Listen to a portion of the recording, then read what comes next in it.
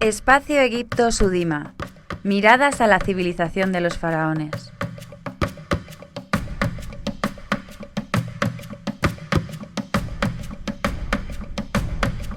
Quizá os estéis preguntando qué hace un babuino en un espacio dedicado a la civilización quemita. Pero lo entenderéis perfectamente cuando os diga que este babuino representa a Tot, un dios vinculado a la luna. Un dios que además, desde que en el periodo tardío fue asimilado al dios Atón, se hizo acreedor también de los atributos del sol. Por lo tanto, como señala Elisa Castel, ese vínculo le confirió la condición de soberano del tiempo, de inventor del calendario, de encargado de contar el tiempo y de escribir los anales reales. Y es de eso precisamente de lo que vamos a hablar en esta ocasión, de la dimensión temporal del mundo quemita. Pero tratar ese tema requiere atender a dos aspectos muy distintos. En primer lugar, es necesario saber cómo contemplaron los propios quemitas su tiempo, cómo lo conceptualizaban y cómo lo medían. Y en segundo, conviene comentar cómo se ha construido el tiempo histórico de aquellas gentes, es decir, cómo se han organizado para las generaciones posteriores aquellos 4.000 años transcurridos entre la emergencia del mundo predinástico y la desaparición de la civilización de los faraones hace apenas 1.600 años.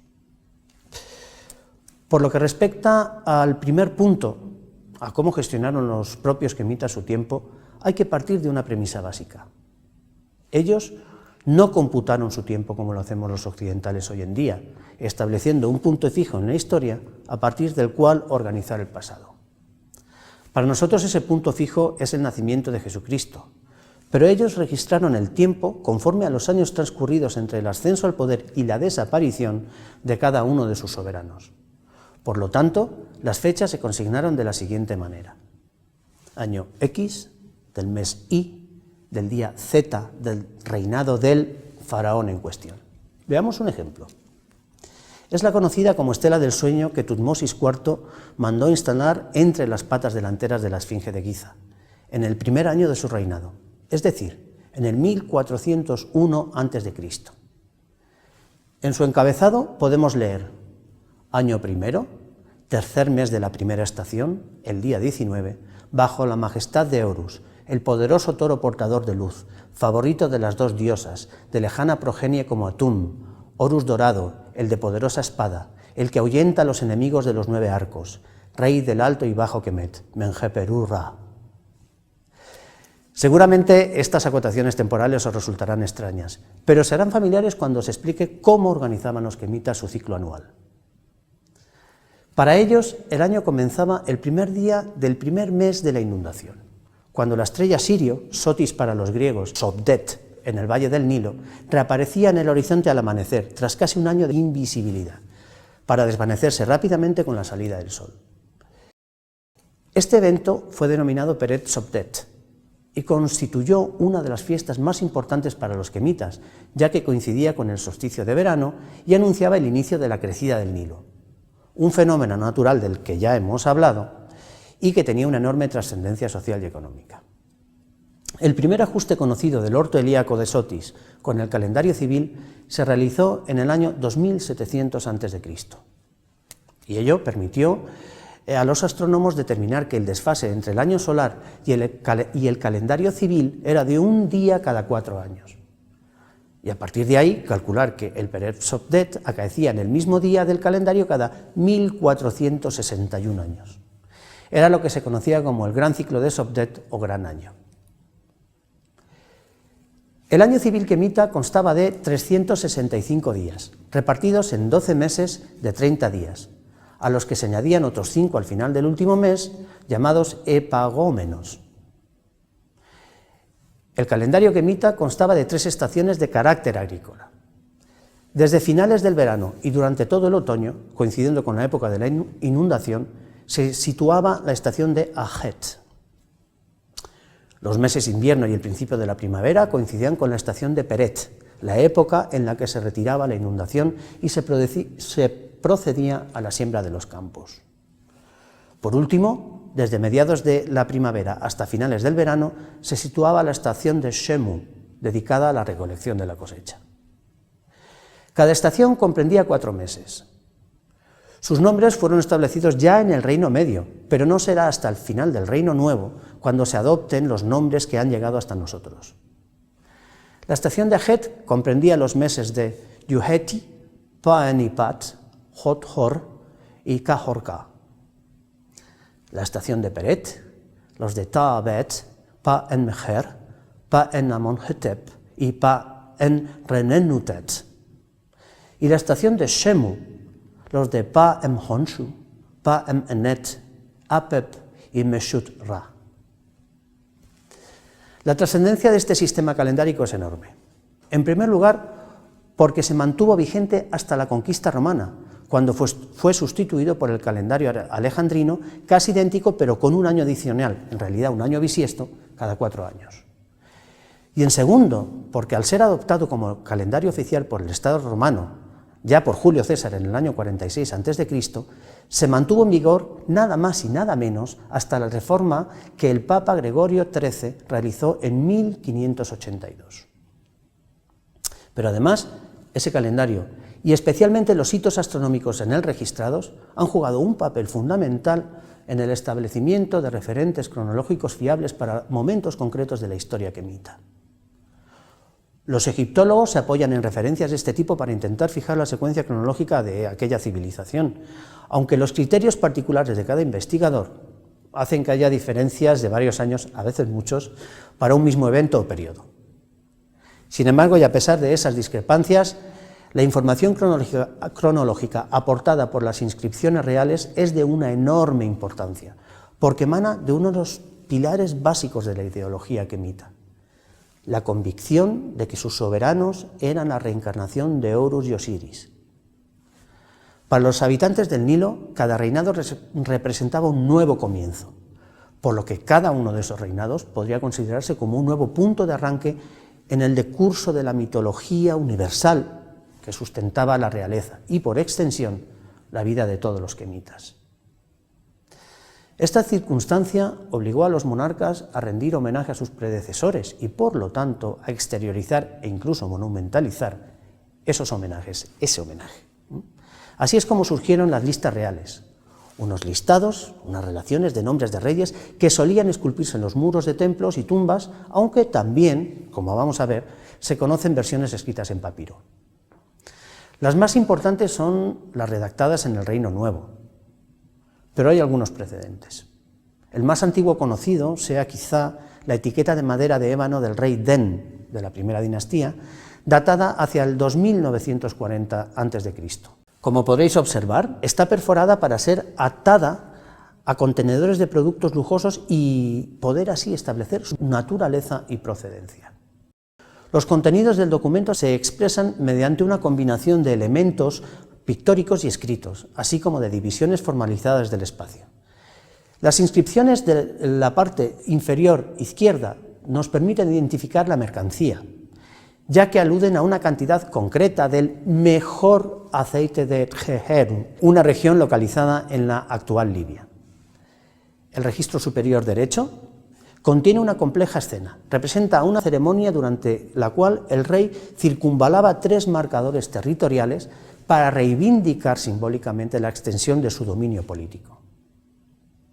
El signo en forma de gancho, que engloba los registros de desarrollo vertical, se denomina rempet, y es el signo jeroglífico utilizado para la palabra año. Por lo tanto, se está indicando que todos esos eventos ocurrieron en el mismo año.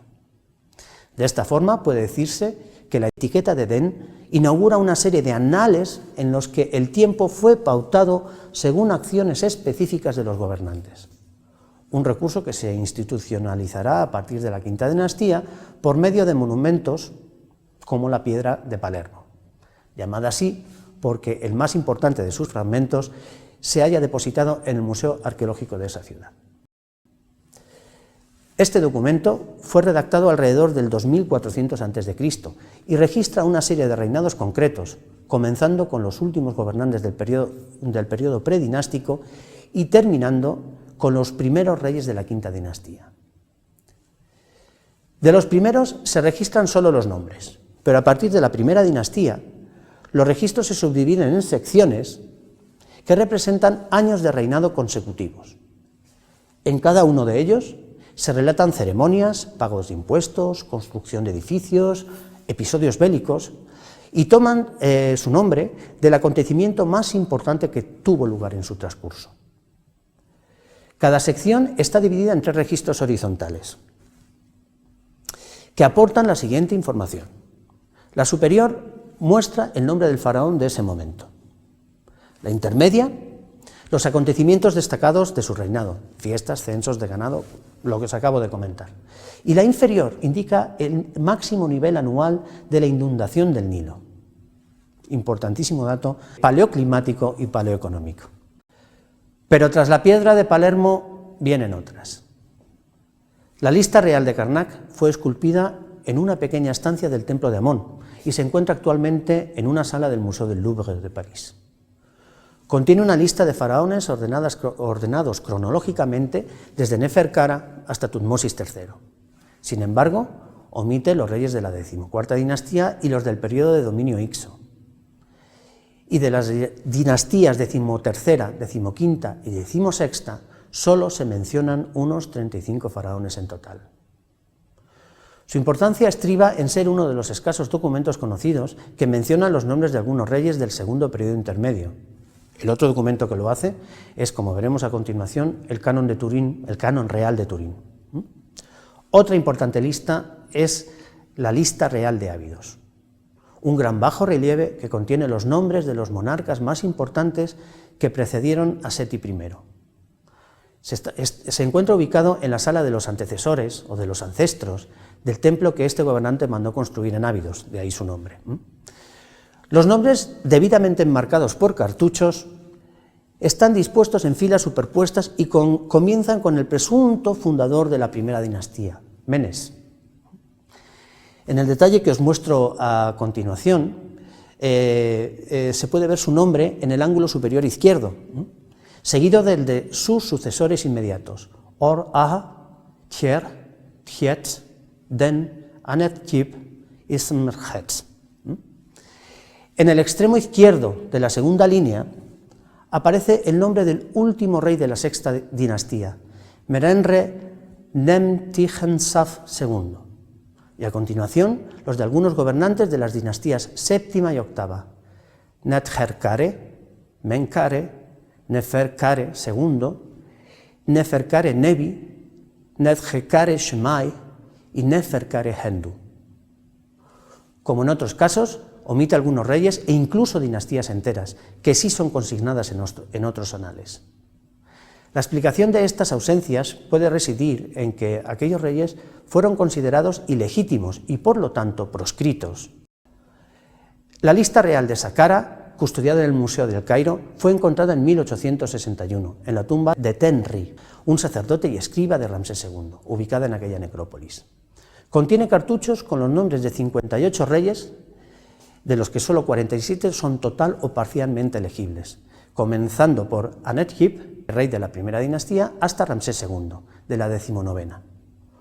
Vuelve a omitir gobernantes desde finales de la sexta dinastía hasta mediados de la 11ª, es decir, el primer y segundo periodo intermedios. Y una vez más, la causa puede encontrarse en que los ordenantes de la lista consideraron ilegítimos o perjuros a los dignatarios de aquellos momentos de desintegración política.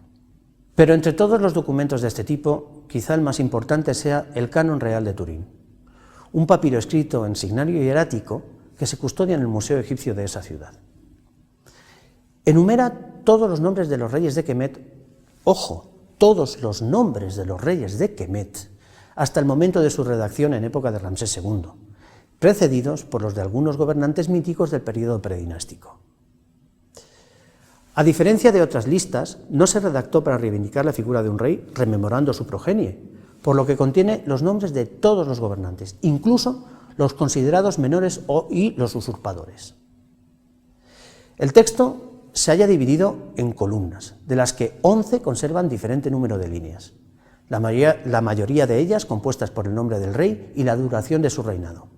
Baste como ejemplo la primera columna del documento, donde se enumeran los siguientes reyes. Está incompleta, pero podéis leer aquí señor de las dos tierras, Meni, el fundador de la primera dinastía, el rey vivo, saludable, ha reinado, hemos perdido la duración. Señor de las dos tierras, It, hemos perdido el resto del nombre, el rey, hemos perdido la duración del reinado. Pero luego podemos ver perfectamente cómo en un momento dado, el señor de las dos tierras, Mergerpen, 74 años de reinado. En cualquier caso, todas estas fuentes textuales fueron muy probablemente la fuente sobre la que Manetón, un sacerdote quemita del siglo III a.C., redactó su obra Aegyptiaca, Historia de Egipto, en la que organizó la cronología de su larga historia en forma de 31 dinastías desde los tiempos míticos hasta la conquista de Alejandro Magno.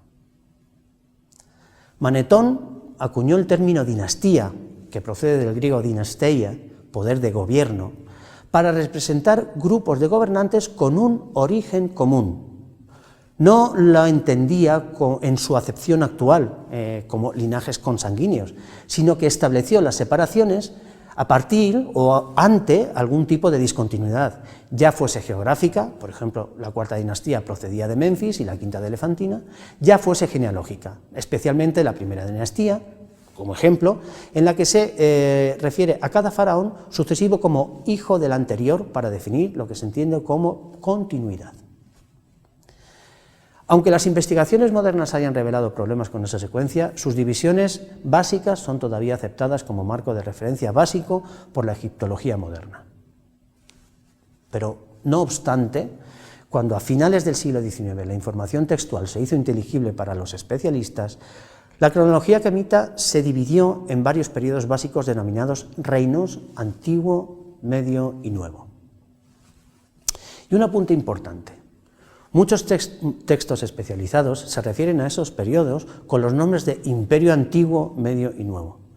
Pero personalmente pienso que esta denominación no es correcta, porque tanto desde un punto de vista antropológico como politológico, el término imperio hace referencia a un tipo de estructura sociopolítica que no encaja con el sistema quemita. Al contrario, imperio hace referencia a un estado multirreligioso, multicultural y multiétnico configurado por medio de una política de conquista militar, agresiva, y a partir de una entidad política originaria. Y lo cierto es que a lo largo de los 3000 años de historia quemita, solo en periodos muy concretos, como los reinados de Tutmosis III o Ramsés II, podría hablarse de una política imperialista, ya que es entonces sí, se acometió deliberadamente la conquista y dominación de vastos territorios que comprendían culturas y lenguas muy distintas a la suya. Además, los avances en los sistemas de datación realizados en los últimos 50 años han permitido matizar e incluso desmentir algunos de los hitos en los que se había sustentado la tradicional cronología del mundo quemita. En efecto, actualmente contamos con 3 recursos de datación del máximo interés: la cronología relativa aportada por las secuencias estratigráficas y sistemas de datación cruzada, como la sequence dating propuesta por Flinders Petrie a principios del siglo XX. El segundo recurso es la cronología absoluta basada en registros calendáricos y astronómicos, de la que ya hemos hablado antes. Y el tercero es la cronología absoluta aportada por los sistemas radiométricos como el carbono 14 o la termoluminiscencia. Por lo tanto, y gracias a las piedras inscritas, gracias a Manetón y gracias a los egiptólogos y los modernos métodos de datación que acabamos de comentar, podemos visualizar la civilización quemita en el marco de una secuencia cronológica general. De ese modo, la dimensión estrictamente temporal adquiere un significado decididamente cultural. Los lapsos temporales se convierten en lapsos culturales articulados a varias escalas, lo que yo me gusta llamar los tiempos largos, los tiempos medios y los tiempos cortos. Vamos a verlos.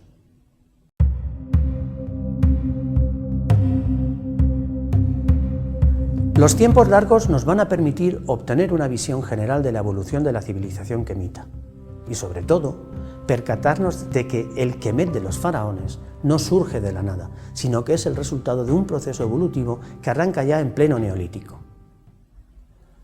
Fue entonces cuando aparecen en el Valle del Nilo las primeras aldeas de agricultores y ganaderos, quienes pusieron en marcha programas de explotación intensiva de su entorno que con el tiempo derivarán en la progresiva complicación de la producción y los sistemas sociales en los que se apoyaba. Se inaugura así el periodo predinástico, un largo periodo de casi 2000 años que, aunque queda todavía integrado en la prehistoria, resulta crucial para la historia de Kemet, pues fue entonces cuando se gestaron algunos de los rasgos esenciales de aquella civilización. Desarrollo artesanal que, partiendo de la simplicidad y el funcionalismo de los tiempos neolíticos, derivará en una acusada especialización productiva, paralela al aumento de las disimetrías sociales, es decir, en la progresiva consolidación de una sociedad estratificada que comienza a marcar su singularidad a través de las prácticas funerarias. Unas prácticas funerarias al principio simples, pero de una enorme trascendencia cultural, pues fue entonces cuando surge la idea básica de la conservación de los cuerpos para el más allá, es decir, de la momificación. Este cuerpo que veis aquí es el resultado de la liofilización natural de los tejidos al contacto con la sequedad de la arena del desierto, y esto fue observado por la población, y por supuesto fue mitificado por la población. Y a modo de apunte, en esos momentos, en el periodo predinástico, surgía en Europa occidental uno de los fenómenos más característicos de su prehistoria reciente, el megalitismo. Volviendo al Nilo, hay que decir que con el tiempo esas prácticas funerarias se fueron haciendo más y más complejas, de forma que hacia el 3400 a.C. algunas sepulturas se hicieron dignas de reyes. Y muy importante, la adquisición y gestión de las materias exóticas integradas en aquellos ajuares demandó una invención de capital importancia, la de la escritura jeroglífica. Y si echamos de nuevo un vistazo a lo que pasaba en otras partes del planeta, quizá convenga llamar la atención sobre lo que está pasando, por ejemplo, en lugares como Sudamérica, donde la civilización de Caral, en el área andina, pone en marcha programas de arquitectura monumental incluso antes de que aparezcan los quemitas. Esto ocurría en los momentos finales del predinástico, y de ahí al surgimiento de la civilización quemita, tal y como la conocemos hoy en día, hubo de pasar muy poco tiempo, porque casi de repente los antiguos jefes predinásticos se convierten en reyes, reyes con nombre y rostro definido. El cambio desde un sistema de jefaturas a una organización estatal se consuma a gran velocidad, de forma que alrededor del 3150 a.C. aparece Menes, fundador de la primera de las 31 dinastías que configuran uno de los episodios culturales más significativos de la historia de la humanidad. Con Menes comienzan los tiempos plenamente históricos, es decir, el periodo dinástico quemita. La concentración de poder y recursos en manos de un Estado centralizado desencadena un complejo sistema de retroalimentación en el que la producción agrícola y la aparición de la arquitectura monumental son partes esenciales para el mantenimiento de ese poder, ya que activan la producción a todos los niveles. Producción que es, a su vez, redistribuida por el aparato estatal al resto de la población, que a su vez sigue produciendo, y así sucesivamente. Kemet está en marcha. La base es un potente Estado autocrático que invertirá sus recursos logísticos y económicos en magnificar sus bases de poder a través de la arquitectura, como acabamos de decir. Los primeros ensayos de arquitectura monumental, eso sí, realizada en adobe, se van a traducir a la piedra. Y las modestas tumbas de tipo mastaba se convertirán en pirámides, no sin antes tener que superar un arduo proceso de aprendizaje y experimentación que encuentra su mejor ejemplo en la pirámide de Djoser, en Saqqara. Y mientras esto ocurre en el Valle del Nilo, no muy lejos, en los valles del Éufrates y el Tigris, está pasando algo similar. La arquitectura monumental, auspiciada por poderosas ciudades-estado, cobra impulso. Y el mejor ejemplo de esto es la aparición de los grandes templos de aspecto turriforme conocidos como zigurats. A partir de ahí todo parece ser más fácil. Las pirámides se perfeccionan a la vez que surge una nueva modalidad arquitectónica, los templos construidos en piedra, que vienen a sustituir a los antiguos santuarios hechos con materiales mucho más endebles. Y el poder real sigue fortaleciéndose a la vez que las fronteras de Kemet se expanden. Y ese poder permite ascender un peldaño más en la escala cultural. Los inmensos recursos de que dispone el país en el segundo milenio antes de Cristo permiten la creación de otro alarde arquitectónico, la construcción de colosales complejos cultuales sin parangón en ninguna otra civilización de la antigüedad. De hecho, Algunos de los más significativos monumentos de la prehistoria europea construidos en la misma época, como es el caso de Stonehenge en las Islas Británicas, no resisten la más mínima comparación. Pero todo lo que empieza acaba, y la civilización que se mantuvo pujante durante más de 2000 años empieza a acusar signos de agotamiento en el primer milenio antes de Cristo. En el siglo VI, antes de Cristo, el gobierno del país del Nilo es asumido por el Imperio Persa, y tras este episodio entra en escena una de las personalidades más arrolladoras de la historia de Occidente. En el año 332 a.C., Alejandro Magno conquista Kemet, autoproclamándose soberano del país. Sin embargo, este importante cambio político no altera la esencia cultural del país del Nilo, ya que no solo los nuevos gobernantes asumen la apariencia y nomenclatura de los tradicionales reyes kemitas, sino que seguirán auspiciando su milenaria tradición arquitectónica. Es un momento, desde luego, de intensa actividad cultural en todo el planeta. Y para ilustrar esto, solo unos ejemplos. En Centroamérica surge Teotihuacán como una de las mayores y mejores metrópolis de la antigüedad. En Europa, Pericles reorganiza la Acrópolis de Atenas, ordenando la construcción del Partenón. En Asia se constituye el Imperio Chino, bajo el poder unificado de Qin Shi Huang, cuya gigantesca tumba sigue dejando atónita a toda la humanidad. Y un poquito más tarde, en Roma, se ordenaba la construcción del Coliseo. Obviamente, esta secuencia general admite múltiples matices, que son los que dan carta de naturaleza a lo que yo llamo los tiempos medios de Kemet.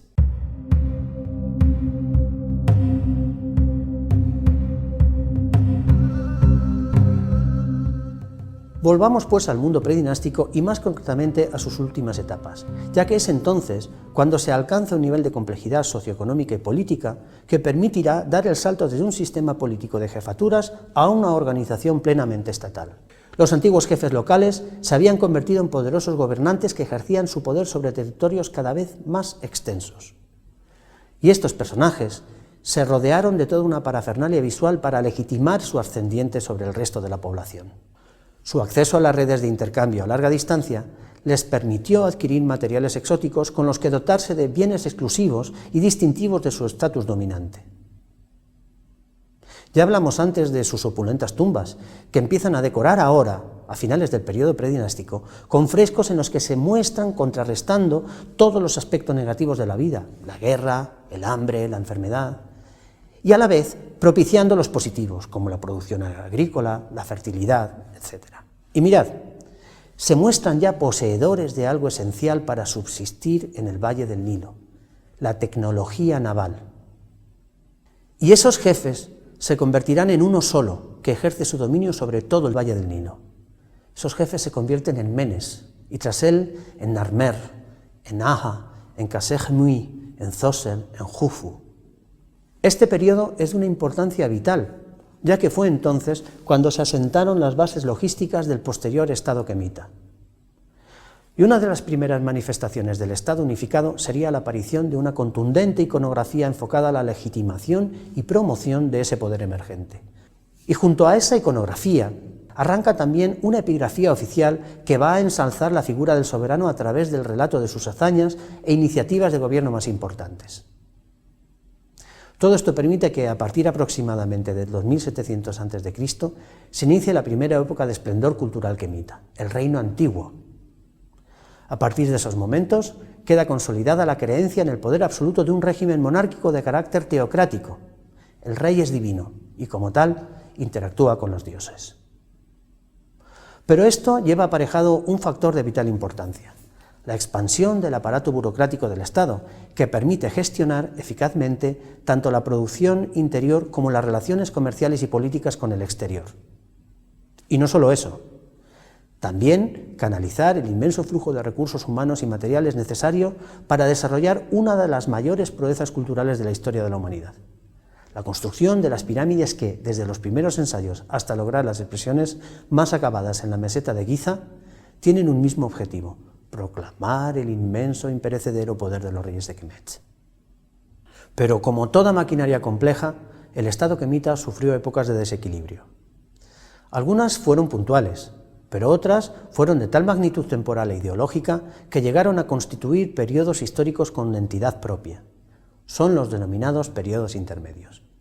3 en concreto: que separan las 4 etapas principales de la historia quemita: el reino antiguo, el medio, el nuevo y la baja época. Estos periodos son épocas de inestabilidad social y desintegración política que se traducen en la fragmentación del tradicional poder centralizado, que es sustituido por una serie de reinos de envergadura y cobertura territorial variable. Tras el primer periodo intermedio, se restituye el poder centralizado, inaugurando así el reino medio. Pero aunque retorne la centralización, algo muy importante había cambiado. La monarquía había perdido parte del control absoluto sobre las personas y medios de producción que había permitido a sus antepasados construir las inmensas pirámides. La nueva situación hace no solo que las pirámides disminuyan de tamaño, sino que se construyan con materiales mucho más modestos como es el adobe. De hecho, es a finales de este periodo cuando puede darse por acabada la época de las pirámides. Además, los soberanos del Reino Medio renuncian a su privilegio exclusivo de enterrarse en las pirámides y empiezan a hacerlo donde lo hace la nobleza, en hipogeos, es decir, en profundas tumbas excavadas en la roca. Pero eso sí, esos hipogeos reales no van a ser como los de sus subordinados, sino que quedarán integrados en imponentes templos funerarios que, a su vez, van a inaugurar una nueva tradición, la de la construcción de templos monumentales en piedra que, a falta de pirámides colosales, van a cumplir el mismo papel que aquellas. Una vez más, poner de manifiesto el poder de la monarquía. En cualquier caso, el éxito de la nueva fórmula es tal que se perpetuará durante el Reino Nuevo. Una etapa en la que la situación sociopolítica y económica del país mejora ostensiblemente. Tanto que puede afirmarse que nunca antes Kemet había sido tan rico, tan extenso y tan poderoso en el ámbito internacional. Y os preguntaréis, si la monarquía quemita había vuelto a ser todopoderosa, ¿por qué no volvieron a construirse pirámides? Pues por 2 razones. En primer lugar, porque los fundamentos ideológicos del mundo quemita habían cambiado significativamente, sobre todo en lo relativo a la naturaleza divina del soberano y sus relaciones con el resto de los humanos. Y en segundo lugar, porque aunque el Estado fuese solvente política y económicamente, esos cruciales factores ya no estaban bajo el control exclusivo del monarca, sino también de la aristocracia, del aparato burocrático, del ejército. Y esta nueva situación impide la concentración de recursos en la persona del rey. Ahora hay que repartirlos entre la población. El dispendio es el mismo, o incluso mayor, pero ahora es necesario que la población se sienta destinataria de ese gasto. Por eso se opta por una solución mucho más democrática: la construcción de inmensos templos en piedra, unos dedicados al culto funerario a reyes determinados y vinculados simbólica, que no espacialmente, a sus hipogeos, y otros dedicados a divinidades nacionales o locales. Pero en ambos casos las colosales construcciones eran palpables y, por lo tanto, accesibles para un segmento de la población mucho más extenso que antes. Kemet sigue creciendo y tras el tercer periodo intermedio entra en su última fase de esplendor, el periodo tardío o baja época, un momento en el que nada parece haber cambiado, ya que los reyes del país del Nilo se empeñan en continuar la tradición milenaria por más que su poder político y económico decline inexorablemente. Tanto llegó a declinar que, como ya os dije, Kemet acabó siendo incorporado al imperio persa. Se inicia así una nueva etapa del dominio extranjero que finalizará con la expulsión de los persas y la anexión del país del Nilo al imperio de Alejandro Magno, como ya os dije, en el 332 a.C. Comenzaba así un periodo de apertura al mundo clásico que se desarrollaba entonces en el resto de la cuenca mediterránea. Por esto, y por la evidente continuidad entre la fase helenística y la romana, se ha denominado genéricamente periodo grecorromano, una fase caracterizada por la continuidad de la tradición. Continuidad que es deliberadamente potenciada por los nuevos gobernantes que ven en el pasado faraónico el mejor instrumento de autopropaganda y legitimación de un poder que en teoría no les correspondía, ya que el trono de Kemet había estado reservado durante 2 milenios a los hijos de Horus, y ellos solo eran hijos de mortales. Y ese afán de continuidad es lo que justifica que fuesen los momentos terminales de la civilización quemita cuando se construyesen los templos más grandes de todos: Komombo, Edfu, el de Dendera, todos esos templos que, junto a las antiguas pirámides, han fijado en nuestra retina la imagen del Kemet que tenemos hoy en día. Y esos templos, y el prestigio cultural y político que de ellos emanaba, animaron a los emperadores romanos a renunciar a su marcialidad imperial y adoptar el aspecto de los antiguos reyes del Nilo. ¿Sabéis quién es el faraón que está realizando la ofrenda a Hathor? Pues es el emperador Trajano, que se hizo representar así en los relieves de un edificio que construyó en el propio templo de Dendera.